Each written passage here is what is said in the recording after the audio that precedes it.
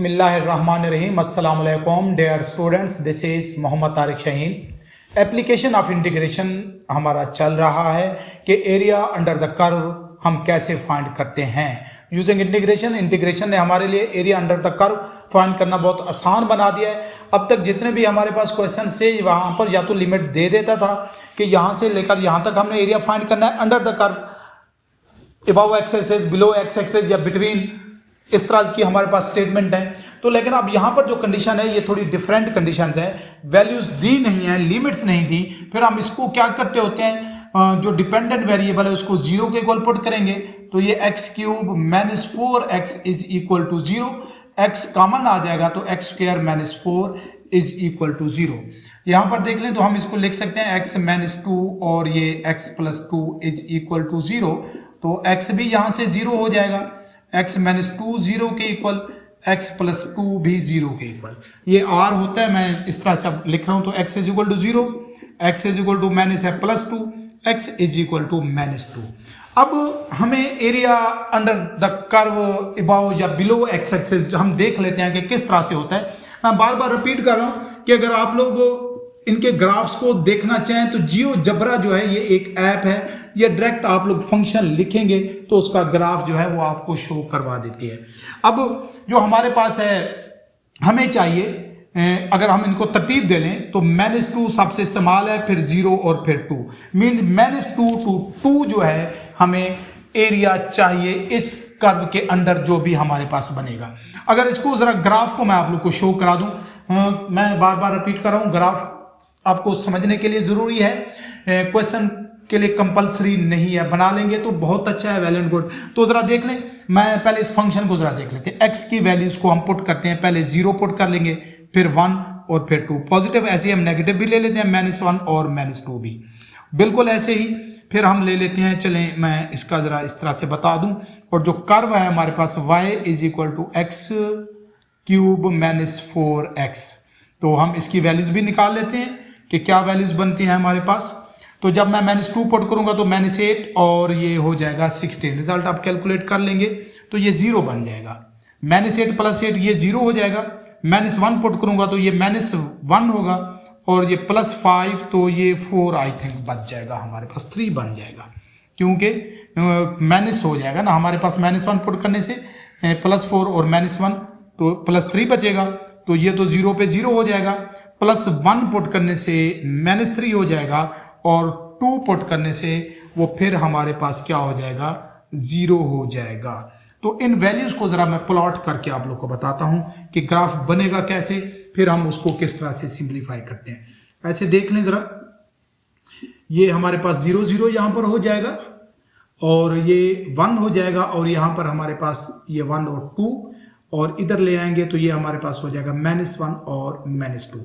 तो पहली बात देख लें, पहले तो देख लेते हैं -2 पे वैल्यू क्या है हमारे पास, 0, तो पहला पॉइंट तो यही हो गया, -2 और 0, और -1 और 3 है, तो ये सामने 3 हमारे पास यहाँ पर कहीं पर बनेगा, अगर मैं इसको ऐसे शो करवा दूं।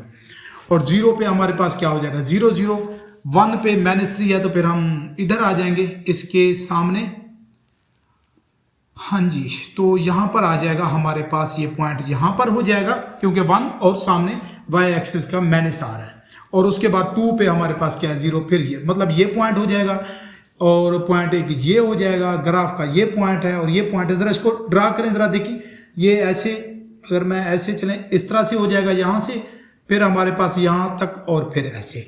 अब इस कर्व के अंडर हमें ग्राफ चाहिए, जरा गौर से देख लें हमारे पास।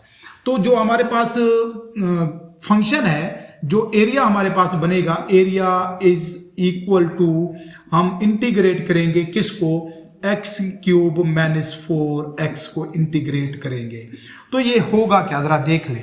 इसका एरिया है ये यहां से लेकर यहां तक ऐसे, मीन्स -2 to 0, ये हमारे पास यहां तक ये आ जाएगा, -2 to 0 अबव एक्स एक्स है जाए। लेकिन जब यहां पर आएंगे हम, मीन्स वो हमारे पास क्या होगा, 0, यहां से 0 0 to 2, जब यहां पर आएंगे वो क्या है हमारे पास, बिलो एक्स एक्सिस है, अबव एक्स एक्सिस और बिलो, जब बिलो आएंगे तो वो वाला एरिया हम क्या कर लेंगे, क्योंकि नेगेटिव साइड पर है तो उसको हम क्या करेंगे, सब्ट्रैक्ट कर लेंगे, माइनस कर लेंगे। तो इस पॉइंट को जब 3 लिमिट्स हो तो आप लोग with the help of graph, I think ये आप लोग को क्लियर होगा। नेक्स्ट जो क्वेश्चन आएंगे उनको मैं डायरेक्ट इस तरह से सिंप्लीफाई कर लूंगा। हमारा अब देख लें क्या बनेगा, x raise to power 4 over 4, integrate भी मैं डायरेक्ट कर रहा हूं बिकॉज अब ये हमारे लिए इतना बड़ा इशू नहीं है।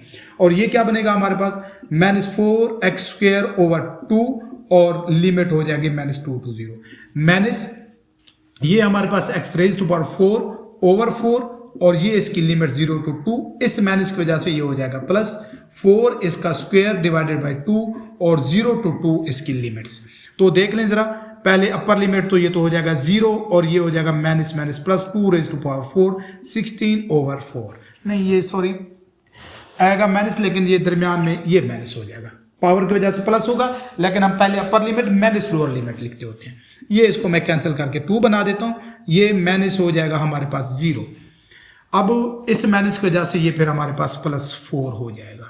इसको देख लें, माइनस ये हमारे पास हो जाएगा पहले अपर लिमिट तो 16 ओवर 4 और माइनस प्लस जो भी है लोअर लिमिट वो वैसे भी 0 हो जाएगा।